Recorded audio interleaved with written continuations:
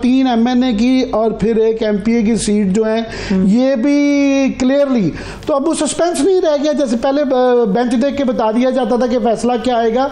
अभी भी ऐसी सूरत हाल नहीं हो गई।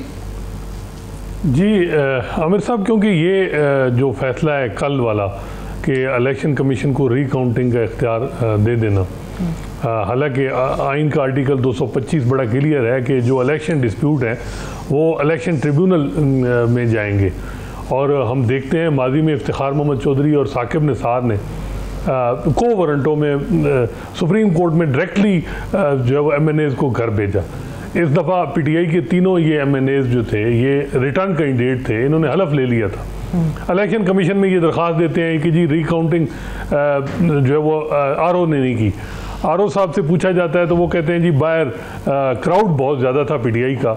हालांकि फैक्चुअली देखा जाए तो पंजाब में तो PTI रैली भी नहीं निकाल सकी, तो जी क्राउड बहुत ज़्यादा था, तो उस डर से मैं जो है वो PTI वालों को मैंने विनिंग कैंडिडेट डिक्लेयर कर दिया। तो इलेक्शन कमीशन ने कहा जी आप दोबारा रिकाउंट करें। अब रिकाउंट जो किया जाता है उसमें डबल स्टैम्प होती हैं। अब एक तरफ PTI के जो कैंडिडेट जो जीते थे उस वक्त वो कहते हैं फॉर्म 45 में हम जीते हुए हैं, रिकाउंटिंग में हरवा दिया जाता है। वो लोग हाई कोर्ट में जाते हैं, हाई कोर्ट कहता है कि जी जब ट्रिब्यूनल बन चुके थे तो मामला ट्रिब्यूनल में जाना चाहिए था, ये रिकाउंटिंग क्यों की गई।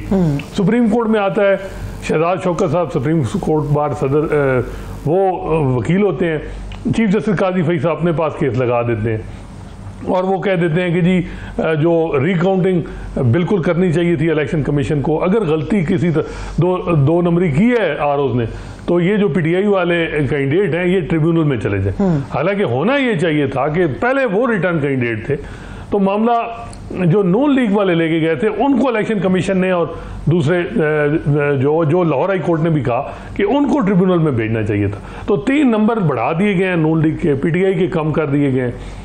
मुकाबला जो है वो सख्त है, टाइम कम है, 225 नंबर चाहिए कॉन्स्टिट्यूशन अमेंडमेंट के लिए और गलबन ये 3 मिला के 212। और कुछ इतलात ये हैं कि कुछ और भी रिकाउंटिंग की दरखास्तें इलेक्शन कमीशन के साथ पास हैं। अब जो मौजूदा इलेक्शन कमीशन का कंडक्ट है, काजी फैसल साहब ने हाई कोर्ट को तो बड़ा क्वेश्चन किया कि जी आपके पास कोई इख्तियार नहीं है कि इलेक्शन कमीशन के फैसलों पे आप जो है वो रिट पे एंटरटेन करें पिटीशन 199। तो लेकिन इलेक्शन कमीशन का जो कंडक्ट है उस पे सवालात हैं सीरियस किस्म के। जब इलेक्शन कमीशन के कंडक्ट पे तो बल्कि चीफ जस्टिस साहब ने इसी फैसले के अंदर सर्जनिश किया हाईकोर्ट के जजों की कि एहतराम करना चाहिए इलेक्शन कमीशन का, और इस तरह की जजमेंट्स उसके अंदर पास कर देते हैं, ऑब्जर्वेशन पास कर देते हैं, तो उनका तो एहतराम करवाया जा रहा है ये 2.5-3 साल के कॉन्ट्रैक्ट के बावजूद।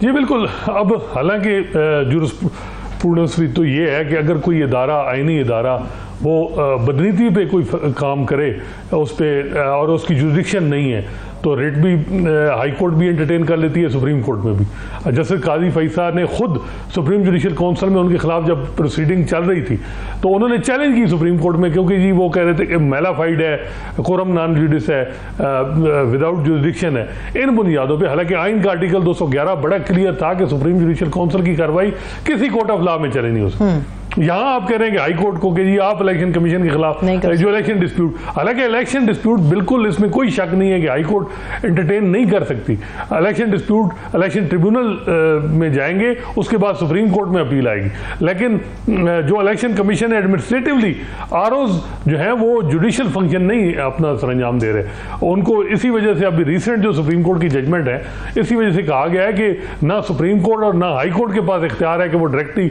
MNAs को MPs को नायल करे, सारे मामला ट्रिब्यूनल में जाए। तो मकसद ये है कि नंबर पूरे और कॉन्स्टिट्यूशन अमेंडमेंट के लिए राह हमवार जो एक तस्वर बन रहा है वो बड़ा खतरनाक है। और जो सबसे बड़ा खतरा आप कह रहे थे कि जी फैसले पार्लियामेंट खड़ी हो गई सामने सुप्रीम कोर्ट के लिए चैलेंज ये है कि सुप्रीम कोर्ट के जजेस आमने सामने, और ये बड़ा चैलेंज है कि दो जजेस कह रहे हैं कि मेजॉरिटी जजमेंट के हवाले से उनका तबसरा है कि अगर गैर आईनी कोई फैसला है तो उस पर अमल दरामद ना किया जाए। अब सुप्रीम कोर्ट के जजेस जब इस किस्म का तबसरा करेंगे तो फिर आप इलेक्शन कमीशन या पार्लियामेंट से क्या शिकायत करें? साथ ये 19 अगस्त को जो है पंजाब के जो ट्राइब्यूनल्स है अब सारी घूम फिर के ये इस पे 45 की मैं समझता हूँ जो फॉर्म वाली जो इशू है वो सबसे इम्पॉर्टेंट तो वो इशू है। ये दरमियान में एक हेयर एंड देयर आ जाते हैं, उसके ऊपर क्या कुछ एट स्टेक है उस केस के अंदर। अब 19 अगस्त को फैसला साहब ने उसकी जो है वो समात लगा दी है जी, क्योंकि इस वक्त पंजाब में ट्रिब्यूनल डिसफंक्शनल है और अब देखना है, क्योंकि इलेक्शन कमीशन का ये पॉइंट ऑफ व्यू है कि जी एक तो रिटायर्ड जजेस को हम ट्रिब्यूनल में जो है वो अपॉइंट कर सकते हैं। दूसरा ये है कि लाहौर हाई कोर्ट ने 8 नाम दिए थे इलेक्शन कमीशन को, 4 पे एतराज़ था। एतराज़ की वजह नहीं थी कि क्या एतराज़ है, और फिर कहा गया कि हमें पैनल दिया जाए। फिर चीफ इलेक्शन कमिश्नर की chief justice Lahore high court से मुलाकात हुई, जो मौजूदा लाहौर हाई कोर्ट की चीफ जस्टिस हैं, उन्होंने भी कहा कि जो नाम भेजे गए वही नाम रहेंगे। अब जो कंट्रोवर्सी है कि वो है कंसल्टेशन की, कि इलेक्शन कमीशन क्या जो अपॉइंट करेगा ट्रिब्यूनल उसमें सिर्फ खाली जो वो पूछना है चीफ जस्टिस से या चीफ जस्टिस जो है वो जो हाई कोर्ट मीनिंगफुल होगी, वो मीनिंगफुल कंसल्टेशन है या नहीं, या किसकी सुनी जाएगी, इलेक्शन कमीशन की या चीफ जस्टिस की? बिल्कुल ये है कि जी अब इसमें अपर हैंड, क्योंकि एक बात ये भी हो रही है कि जो केसेस तकसीम बाइफरकेट करने हैं मुख्तलिफ डिवीजन में, अब चीफ जस्टिस एक पॉइंट ऑफ व्यू है कि चीफ जस्टिस करेगा कि कौन सा जज किस डिवीजन के केसेस सुनेगा। इलेक्शन कमीशन कहता है कि जी हमने ये करना है, ये भी एक पॉइंट ऑफ व्यू है। अब इसमें जो पहले 2 जज किए गए, क्योंकि उस वक्त तो पूरे पंजाब में बड़ी हैरानगी की बात है कि अमीर भट्टी साहब ने 2 जज दिए ट्रिब्यूनल के लिए। अब जो मलिक शहजाद साहब ने 8 दिए हैं, ये अगर ये 8 ही काम करेंगे तो फिर निज़ाम के लिए ख़तरा तो होगा, क्योंकि ये हाईली इंडिपेंडेंट जजेस हैं और फॉर्म 45 और 47 पे जो चीज़ होगी वो सामने आ जाएगी। तो अब सारा मसला तो यही है कि लेकिन अब चीफ जस्टिस काजी फैसा, ये बड़ा इंपॉर्टेंट केस है। अगर ये इलेक्शन कमीशन का पॉइंट ऑफ व्यू एंडोर्स कर देते हैं और लाहौर हाई कोर्ट का जजमेंट सस्पेंड कर देते हैं तो फिर तो मौजूदा हुकूमत के लिए ठीक होगा और निज़ाम इसी तरह ही चलता रहेगा। हसनात, आपसे ही मैं इसका कंक्लूजन करवा लेता हूँ कि जिस तरह मैंने कि वो हंस पड़े और ज़रा सही कह रहे थे कि अखलाकियात वाले मामला तो दूर हो चुके हैं, यहाँ घूम फिर के खुल के जो है ना ये सारी बात 2/3 अमेंडमेंट ला के चीफ साहब को दवाम देने वाली इशू ही आ गया है, ऐसा ही है जी। लेकिन एक बात हमें ज़हन में रखनी चाहिए कि चीफ जस्टिस काजी फैसा से जब भी पूछा गया, बल्कि उन्होंने कन्वे किया कि जी मैंने एक्सटेंशन नहीं लेनी। हाँ, ये है कि अब हर जज को अगर 3-3 साल मिलते हैं तो अल्टीमेट बेनिफिशरी तो वो होंगे, क्या वो उस पर भी इनकार करेंगे और 25 अक्टूबर रिटायर होंगे?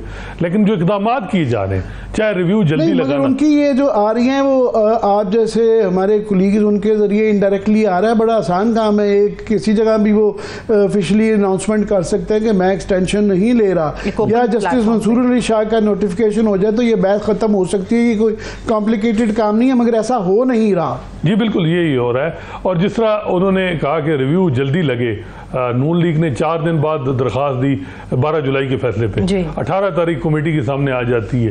कमेटी का ये 2 जजेस का ये पॉइंट ऑफ व्यू है कि जी पहले हमें जो है वो डिटेल जजमेंट आने देने दें, समर वेकेशन ख़त्म हो, रिव्यू इतना जल्दी, हालांकि 30 दिन होते हैं, आखिरी दिन रिव्यू फाइल होता है, इस दफ़ा जल्दी हो, इलेक्शन कमीशन ने भी किया इन्होंने। तो ये कंट्रोवर्सी जैसे आपने कहा कि नोटिफिकेशन होगा उससे हल होगी, या चीफ जस्टिस काजी फैसा साहब खुद कोई ऐसा पब्लिकली कह देते हैं कि जी मैं कोई इंटरेस्टेड नहीं हूँ, या रिव्यू डिसाइड होता है फाइनल।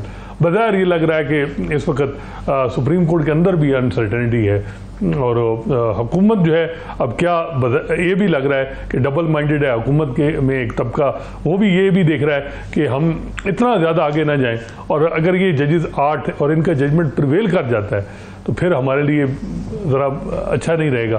तो ये है कि हम अगले चीफ जस्टिस से बात करें। लेकिन बज़ाहिर ये भी लग रहा है कि अगले जो चीफ जस्टिस हैं मंसूर अली शाह, वो कोई कमिटमेंट भी के लिए भी नहीं है राज़ी कि कोई ऐसा कमिटमेंट दे दे, उनका नोटिफिकेशन फौरी हो जाए।